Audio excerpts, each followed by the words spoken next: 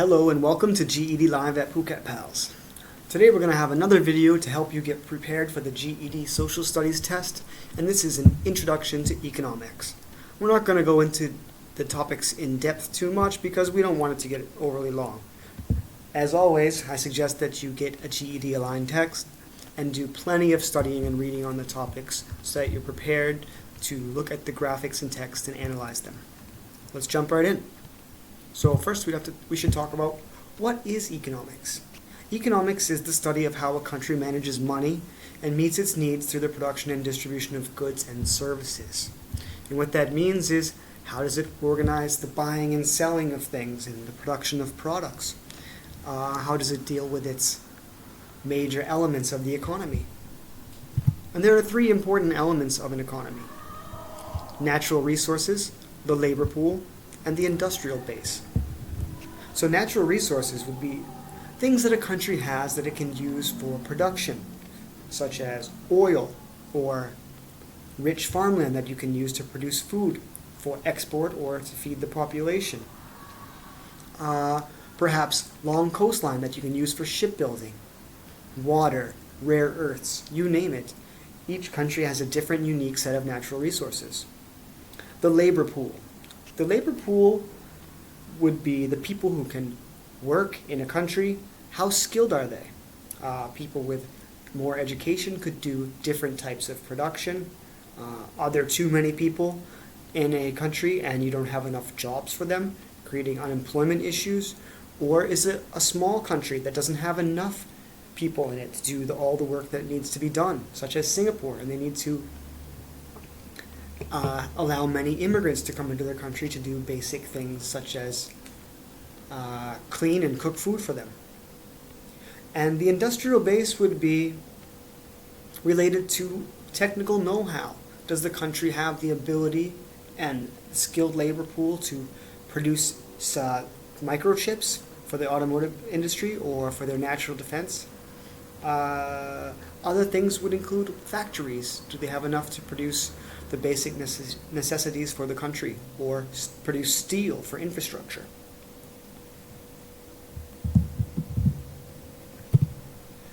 We're going to talk about three types of economies today: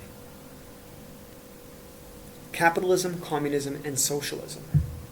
So capitalism, in theory, at its basic form of laissez-faire capitalism, which means hands-off, the government would not interfere with the economy. So in a capitalist economy, all production, means of production, and development are privately controlled and traded. This means that individuals or individuals grouping together in corporations control what's produced and how it's sold. In theory, it doesn't really work on an ideological level like that, and so we need some form of realistic capitalism, and governments do interfere in key productions to keep it stable. The theory of capitalism and laissez-faire is that the market will control itself, meaning that the workers, the consumers, and the producers will all reach this equilibrium where things run smoothly. In reality, it doesn't really work that well. Communism is the second type of economy. Again, ideologically, communism was created to try to prevent exploitation of the working class by those with money who can use their wealth to exploit them and create unfair advantages, creating an elite class. Examples of this were the Soviet Union, in which the central government controlled most production. In a communist economy, the state owns all resources and means of production and controls production and resources to try to create equality among the population. In the Soviet Union, this meant that everyone was equally poor. And you could argue that North Korea is a communist country now in which people are equally starving. A system of economics that has a bit less control by the government than communism, but still a great degree of control, would be socialism. In a socialist economy, the government would control key types of production, such as transportation or the automobile industry or the electrical power grid. And these would not be for profit, these would be controlled by the state. And socialism also tends to include a high degree of welfare systems, such as education, pensions for retirement, health care, or infrastructure development. An example of a socialist country that would be quite successful would be Finland, where people have a high standard of living and they are taken care of by the state. Something to note about socialist countries is that with socialism also is a need for higher taxes to fund all that stuff. What about the US? Well, the economy of the United States is what we'd call a mixed economy. There are some government regulations, such as the Food and Drug Administration making sure that our food and medicines don't poison us, or the EPA, which protects the environment from industry. And there are some social welfare systems. We do have unemployment benefits for those who are currently out of work, and we do have some Medicaid, which would help people who are in extreme poverty get medical treatment at a reduced rate. Next, let's talk about microeconomics. We're going to go into these two topics on a fairly superficial level: supply and demand, and inflation and deflation. So supply and demand is the concept that the more supply we have the more supply we have, meaning how much of a product or service, goods or service, we have in relation to demand, how many consumers want to buy it, will change the price of the product. So for example, if we have more of a product than people want to buy it, the price will decrease, which would be an example of deflation. If we have less of a product than people want to buy it, the value increases because of people wanting it more, and this would be an example of inflation. In a healthy economy, supply and demand will be met with different production. So if there is less supply and more demand, production will increase. If there is an oversupply, production will be decreased to meet demand.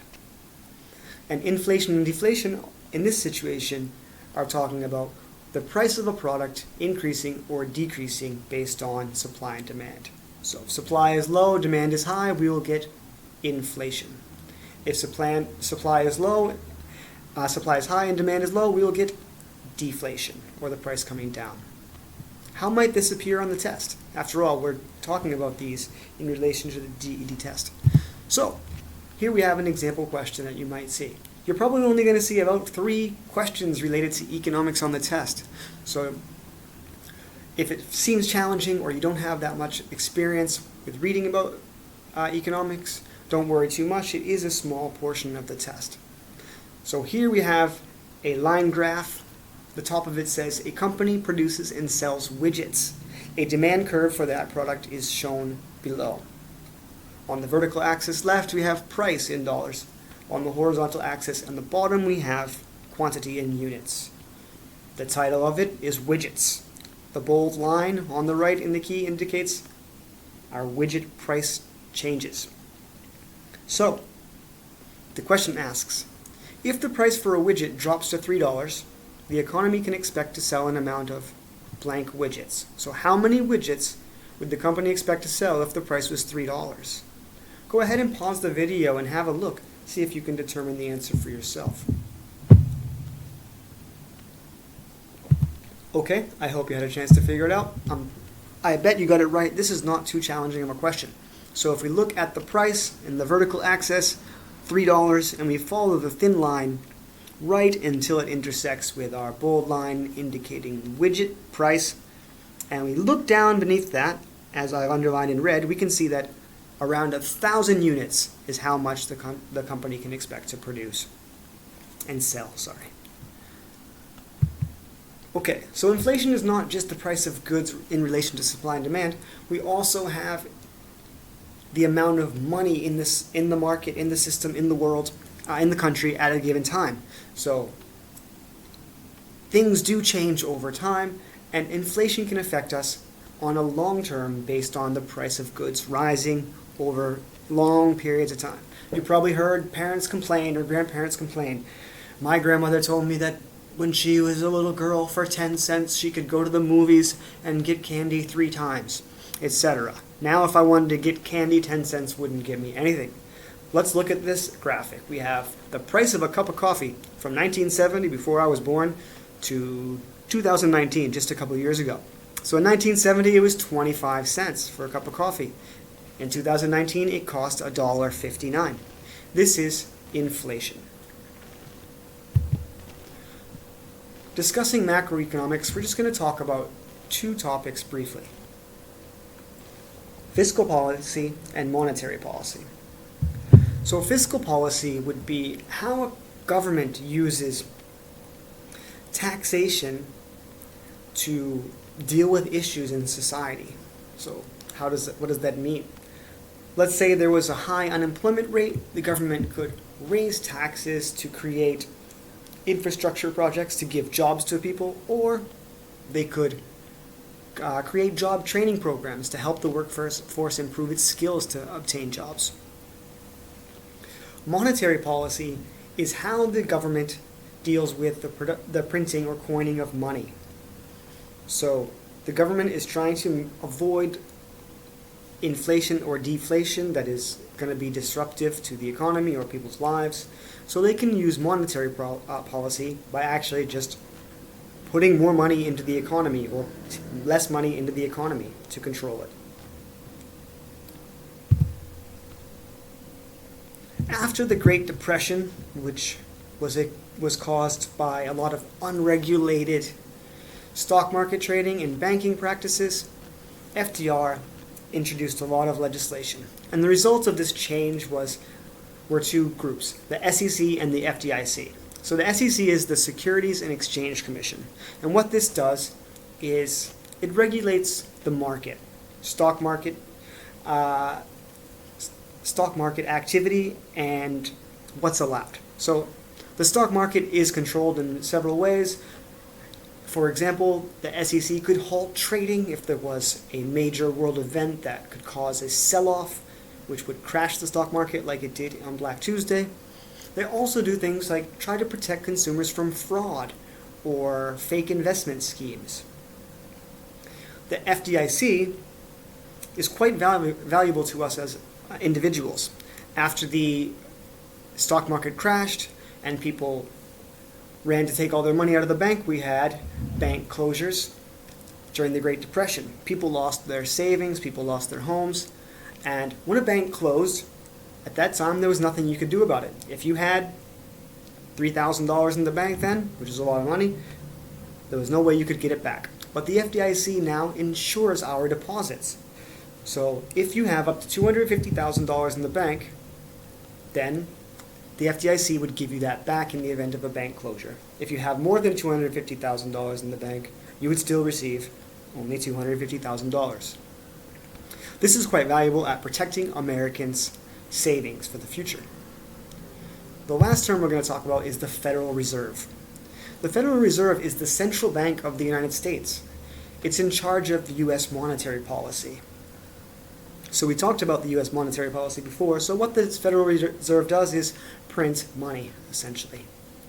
So if you're going to study for the test, you're definitely going to want to read up on a lot more terms about economics, but don't worry about it too much because economics is a small part of the social studies test. Aside from just for the GED test, economics is valuable for us to know as citizens and individuals so we can manage our money and interact with the economy ourselves in a productive way. As always, study, study, study, practice, practice, practice, and good luck with your test.